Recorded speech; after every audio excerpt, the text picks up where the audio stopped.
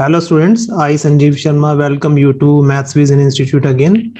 देखो, ये एपी की फर्स्ट वीडियो में हमने पढ़ा था कि एपी क्या होता है और उसमें फाइनाइट और इनफाइनाइट एपीज के बारे में हम पढ़ा था। General expression of an AP वो भी हमने पढ़ा था, ठीक है। और एक हमने कॉमन डिफरेंस का जनरल एक्सप्रेशन किया था, ठीक है। तो देखो, अब हम आगे शुरू करते हैं एक्सरसाइज 5.1 से। तो आई होप आपने फर्स्ट वीडियो अच्छी तरह देखी होगी, ठीक है। तो अब फर्स्ट क्वेश्चन देखते हैं क्या है इसमें एक्सरसाइज 5.1 में। In which of the following situations does the list of numbers involved make an arithmetic progression and why, ठीक है। तो फर्स्ट पार्ट है the taxi fare after each kilometre when the fare is rupees 15 for the first kilometer and rupees 8 for each additional kilometers, ठीक है। तो देखो, हमें क्या गिवन है कि एक जो टैक्सी फेयर है, अगर एक पैसेंजर 1 किलोमीटर चलता है तो उसको पहले किलोमीटर के 15 रुपए देने पड़ते हैं, ठीक है। उसके बाद अगर वो जितने भी किलोमीटर और अगर ट्रेवल करता है तो उसको उस हर किलोमीटर के लिए 8-8 रुपए देने पड़ेंगे, ठीक है। तो देखिए, वैसे तो साफ पता लग रहा है ये एपी है, तो हम मैथमेटिकली देखते हैं इसे कैसे करना है। देखो, इसमें जो फर्स्ट टर्म बनेगी हमारी ए वन फर्स्ट टर्म, ठीक है। फर्स्ट टर्म मतलब जब फर्स्ट किलोमीटर का फेयर कितना है, ठीक है। तो फर्स्ट किलोमीटर का फेयर है 15 रुपीज, ठीक है। ये हमारी ए1 बन गई, ठीक है। तो अब ए टू का मतलब है फर्स्ट 2 किलोमीटर्स का फेयर। फर्स्ट 2 किलोमीटर का फेयर बनेगा हमारा 15 प्लस 8 rupees which is equal to 23 rupees, ठीक है। सेकंड थर्ड टर्म क्या बनेगी? थर्ड टर्म हमारी बनेगी the fair for the first 3 kilometres. First 3 kilometres के लिए क्या बनेगी? देखिए, फर्स्ट किलोमीटर के लिए 15 रुपए लगेंगे, ठीक है। फिर उससे नेक्स्ट किलोमीटर के लिए सेकंड किलोमीटर है उसके लिए 8 रुपए लगे, और थर्ड किलोमीटर के लिए फिर से 8 रुपए लगे, ठीक है। क्योंकि 15 फर्स्ट किलोमीटर के बाद जितने भी किलोमीटर हैं उसमें पर किलोमीटर 8-8 रुपए ऐड होते जाएंगे। तो ये हमारा बन गया 31, ठीक है। इसी तरीके से A4 देखते हैं। A4 is the fair for the first 4 kilometres. First 4 kilometres के लिए बन जाएंगे 15 रुपीज प्लस सेकेंड किलोमीटर के लिए 8 रुपए, थर्ड किलोमीटर के 8 रुपए और फोर्थ किलोमीटर के 8 रुपए। तो ये कितने बन गए टोटल? 39 रुपीज, ठीक है। एंड सो ऑन, ये चलता रहेगा। तो दैट मीन्स हमें क्या सीक्वेंस मिली? यहाँ पर हमें सीक्वेंस मिल गई फर्स्ट टर्म 15, ठीक है। सेकंड टर्म हमें सीक्वेंस की मिल गई 23, फिर 31, 39, ठीक है। 31, 39 एंड सो ऑन, ठीक है। ये चलता रहेगा। चलो, अब हम चेक करेंगे कि ये एपी है या नहीं, ठीक है। वैसे तो देखो, हमें क्लियरली पता लग रहा है ये एपी है। और मैथमेटिकली हमें कैसे करना है इसमें? सबसे पहले हम a2 माइनस a1 निकालेंगे। a2 माइनस a1 बन जाएगा 23 माइनस 15 विच इज इक्वल टू 8, ठीक है। और उसके बाद a3 माइनस a2 चेक करो। a3 minus a2 is 31 minus 23 which is again 8। Then a4 minus A3 is equal to 39 minus 31, वो भी 8 आ गया। तो इसका क्या मतलब हुआ?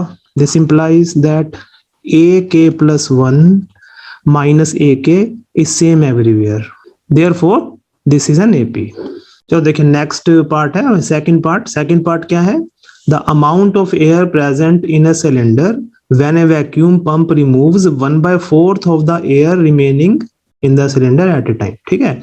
तो हमें ये गिवन है कि जो सिलेंडर है उसमें कुछ एयर है, ठीक है। जब हम वैक्यूम पंप स्टार्ट करते हैं तो वो एट ए टाइम जितनी भी एयर प्रेजेंट है उसकी 1/4 एयर उसमें से निकाल देता है, खाली कर देता है, ठीक है। तो जितनी एयर इसमें प्रेजेंट है हर स्टेप पर वो एपी बनाती है या नहीं बनाती, ठीक है, वो हमें चेक करना है। तो चलिए देखते हैं, इसमें करते हैं इसको। Let V be the volume of air present initially, ठीक है। तो हमने ये मान लिया कि इनिशियली सिलेंडर में कितनी वॉल्यूम प्रेजेंट है? V वॉल्यूम के इक्वल, ठीक है। इसकी जो वॉल्यूम है एयर की वो v के इक्वल है, ठीक है। तो इसका मतलब ये हो गया कि इनिशियल प्रेजेंट एयर, शुरू में कितनी प्रेजेंट एयर है इसमें v, तो इसकी फर्स्ट टर्म कितनी बन गई v के इक्वल, ठीक है। अच्छा अब इसकी सेकंड टर्म निकालते हैं। सेकंड टर्म क्या बनेगी, देखो हमें ये गिवन है कि वैक्यूम पंप को जब हम ऑन करते हैं तो वो एट ए टाइम जितनी भी एयर प्रेजेंट होती है उसकी 1/4 एयर निकाल देती है। इसका मतलब जो वॉल्यूम हमारी प्रेजेंट है v, इसमें से 1/4 वॉल्यूम रिमूव हो जाएगी, ठीक है। चलो इसको एलसीएम लेके करते हैं। इसको एलसीएम लेके करेंगे तो ये बनेगा 4v minus v upon 4 which is equal to 3v upon 4। इसका ये मतलब हो गया कि जो सेकंड टर्म बनेगी वो हमारी बन गई 3v अपॉन 4 के इक्वल, ठीक है। क्योंकि 3v अपॉन 4 ये जो है एयर ये अब प्रेजेंट है इसमें, ठीक है। v में से v माइनस 4 हट गई तो अब जो प्रेजेंट एयर हो गई वो हो गई 3v अपॉन 4, ठीक है। पहले प्रेजेंट एयर कितनी थी इसकी v, ठीक है। चलो अब A3 चेक करते हैं, इसमें A3 कितना होगा, ठीक है। देखो हमें गिवन है कि जितनी भी एयर प्रेजेंट होती है उसकी 1/4 रिमूव हो जाती है वैक्यूम पंप शुरू करने से, ठीक है। देखो अब A3 जब हम करेंगे तो इस केस में अभी कितनी एयर प्रेजेंट है हमारे पास 3v अपॉन 4, ठीक है। अब हमारे पास 3v अपॉन 4 एयर प्रेजेंट है, इसमें से इसकी 1/4 एयर हम माइनस कर देंगे, मतलब 1/4 ऑफ 3v अपॉन 4, ठीक है। तो देखो कितना आ गया 3v upon 4 minus 3v upon 16, इसको एलसीएम लेके करो तो ये बनेगा हमारा 12v minus 3v upon 16 which is equal to 9v upon 16। तो ये हमारी A3 आ गई, ठीक है। तो देखो फर्स्ट टर्म में प्रेजेंट एयर v है, सेकंड टर्म में जो प्रेजेंट एयर है वो है 3v अपॉन 4 और जो थर्ड टर्म में प्रेजेंट एयर है वो 3v अपॉन 16, ठीक है। तो चलो अब इन तीनों टर्म से हम देखते हैं कि d सेम आता है या नहीं आता, ठीक है। तो पहले हम a2 माइनस a1 चेक करते हैं। a2 माइनस a1 का मतलब हो गया 3v upon 4 minus v which is equal to 3v minus 4v upon 4, ठीक है। एलसीएम लेके कर दिया हमने तो बन गया माइनस v अपॉन 4, ठीक है। अब a3 माइनस a2 चेक करो, a3 minus a2 is equal to 9v upon 16 minus 3v upon 4, ठीक है। ये 9v अपॉन 16 हमारी थर्ड टर्म है, उसमें से सेकंड टर्म हमने माइनस की 3v upon 4, it will be equal to 9v minus 12v upon 16, ठीक है। एलसीएम लिया हमने तो ये बन गया माइनस 3v अपॉन 16, ठीक है। तो देखो a2 माइनस a1 की वैल्यू ये आई है माइनस v अपॉन 4 और a3 माइनस a2 की वैल्यू आई है माइनस 3v अपॉन 16 जो कि इक्वल नहीं है। इसका मतलब ये सीक्वेंस जो AP नहीं है ये, ठीक है। तो as a3 minus a2 is not equal to a2 minus a1, hence ak plus 1 minus ak is not same everywhere, therefore this is not an AP। I hope आपको समझ में आ गया होगा ये क्वेश्चन। नाउ थर्ड पार्ट, देखो third part है the cost of digging a well after every metre of digging when it costs rupees 150 for the first meter and rises by rupees 50 for each subsequent meter, ठीक है। तो हमें given है कि पहले first metre को डग करने के लिए 150 रुपीज लगेंगे, ठीक है। For digging of first metre we need the cost is rupees 150।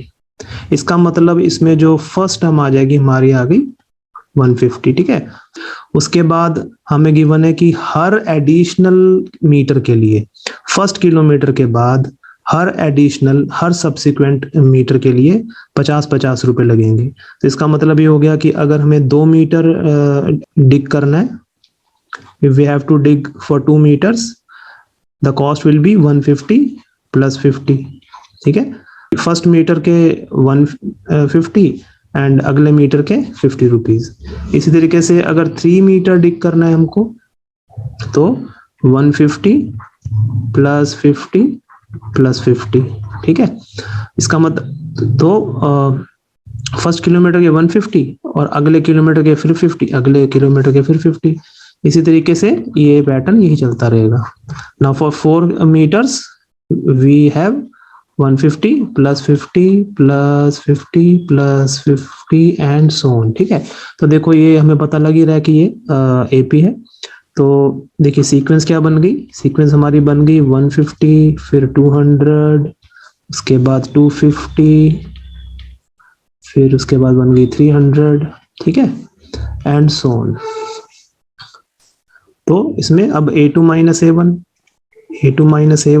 बन गया 200 minus 150 which is equal to 50 and a3 minus a2 is 250 minus 200 which is equal to 50, a4 minus a3 is equal to 300 minus 250 is equal to 50. So that means in this case ak plus 1 minus ak is same everywhere, hence it is an AP, ठीक है। तो ये statement अब आप लिख ही सकते हो अपने आप। चलिए नेक्स्ट देखते हैं। देखो फोर्थ पार्ट, फर्स्ट क्वेश्चन का फोर्थ पार्ट है the amount of money in account every year when rupees 10,000 is deposited at compound interest at 8% per annum, ठीक है। तो हमें ये गिवन है कि 10,000 रुपए 10,000 रुपीज डिपॉजिट किए गए हैं 8% पर एनम कंपाउंड इंटरेस्ट पर। तो देखो हमने छोटी क्लास में कंपाउंड इंटरेस्ट का एक फॉर्मूला किया था, अगर आपको याद हो तो वो है हमारा amount is equal to principal into 1 plus R upon 100 raise to power n, ठीक है। इसमें देखो ये P जो है ये प्रिंसिपल होता है, R है रेट परसेंटेज में जो होता है पर एनम, और n नंबर ऑफ ईयर्स होते हैं, ठीक है। तो अब देखो ये फॉर्मूला लगा के हम सीक्वेंस बनाते हैं।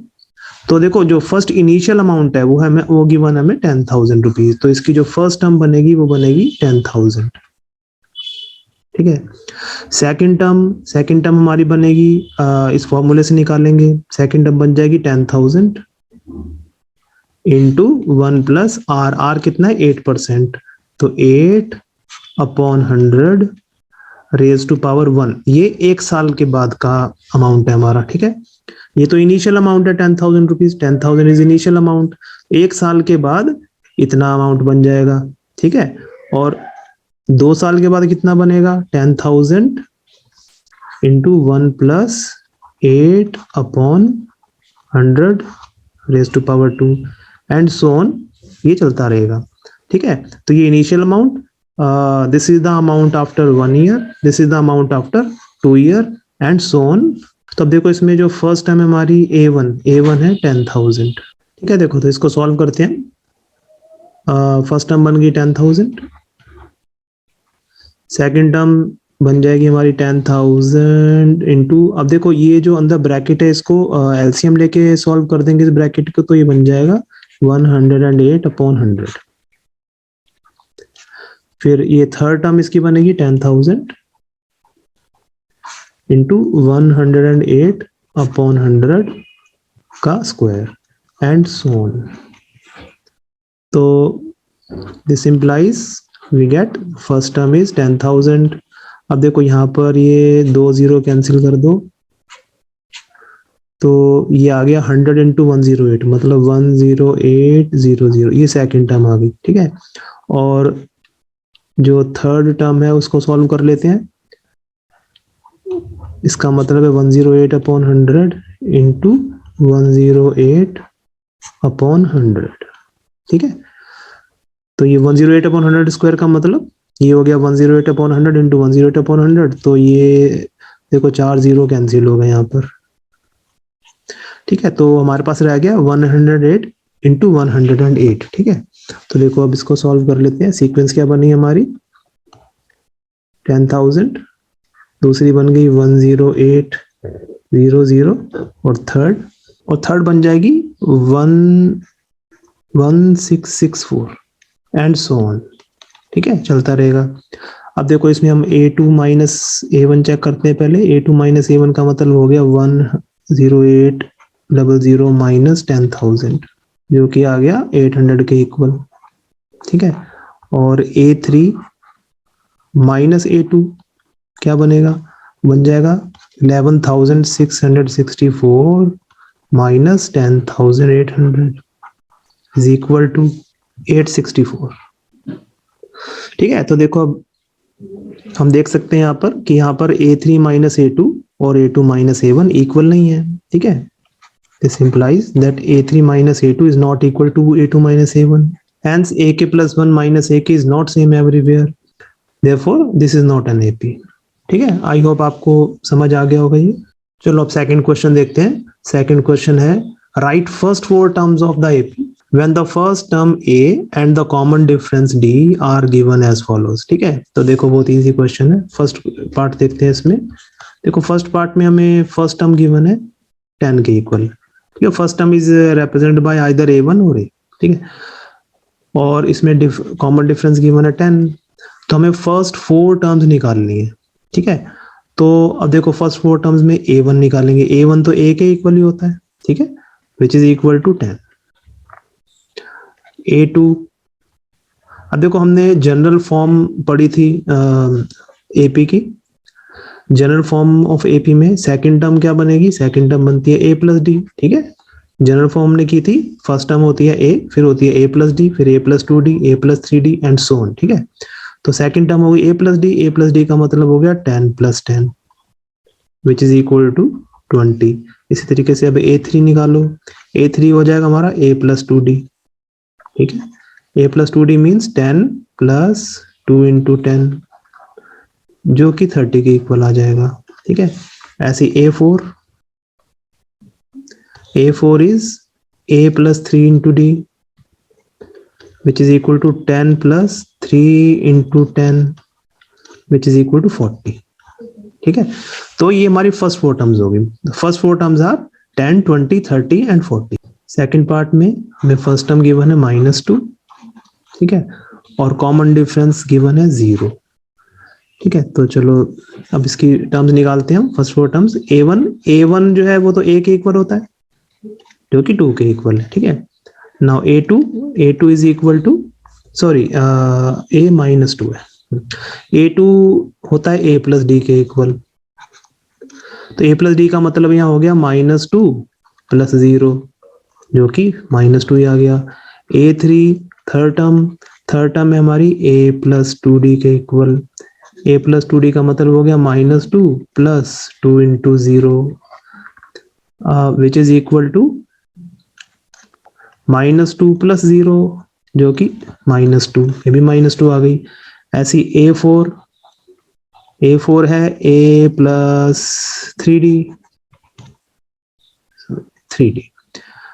which is -2 plus 3 into 0 which is equal to -2 plus 0 which is equal to -2। इसका मतलब इस AP में जितनी भी टर्म्स हैं वो सारी इक्वल ही आएंगी। ठीक है, जब D की वैल्यू 0 हो, कॉमन डिफरेंस 0 हो, तो सारी टर्म्स इक्वल आती हैं। ठीक है, तो therefore the first four terms are -2, -2, -2 and -2। देखो थर्ड पार्ट में हमें गिवन है A4 एंड D -3। ठीक है, तो फर्स्ट टर्म क्या बनेगी, first term A1 is equal to A which is equal to 4। ठीक है, ऐसे ही अब A2 निकालो। A2 का मतलब हो गया A plus D which is equal to 4 plus -3 जो कि 4 - 3 के इक्वल हो गया विच इज इक्वल टू 1। ठीक है, और A3 थर्ड टर्म का फॉर्मूला होता है A plus 2D which is equal to 4 plus 2 into -3 which is equal to 4 - 6 वो आ गया -2 के इक्वल। ठीक है, और fourth term A4 is equal to A plus 3D which is equal to 4 plus 3 into -3 is equal to 4 - 9 which is equal to -5। ठीक है, तो first four terms कौन कौन सी आ गई हमारे पास। फर्स्ट फोर टर्म्स है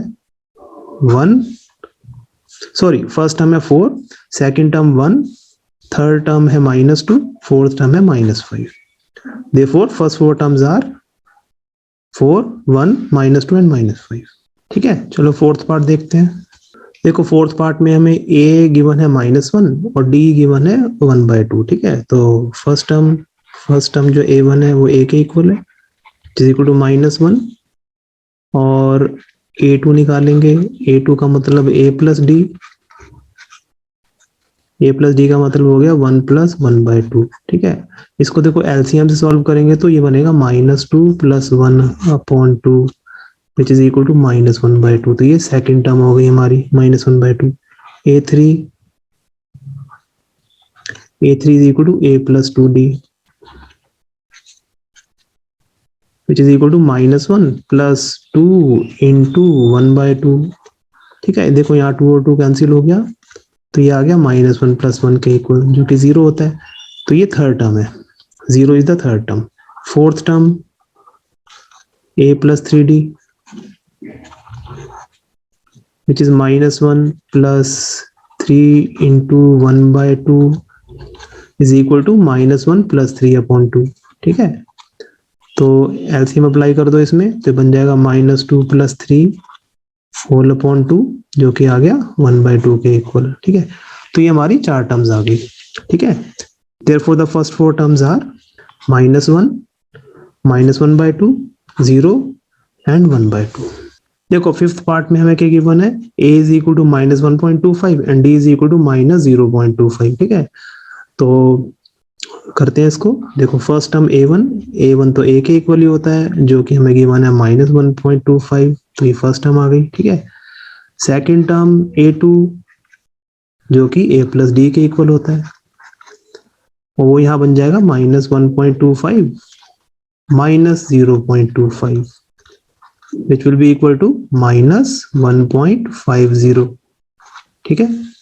third term a + 2d is equal to -1.25 + 2 × -0.25, ठीक है, which is equal to -1.25 -0.50, तो ये आ गया -1.75 के इक्वल।